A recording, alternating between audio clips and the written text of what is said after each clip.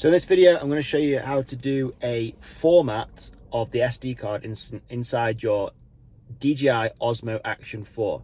Now you want to format your SD card whenever you want to empty the card and you've taken all the contents off it.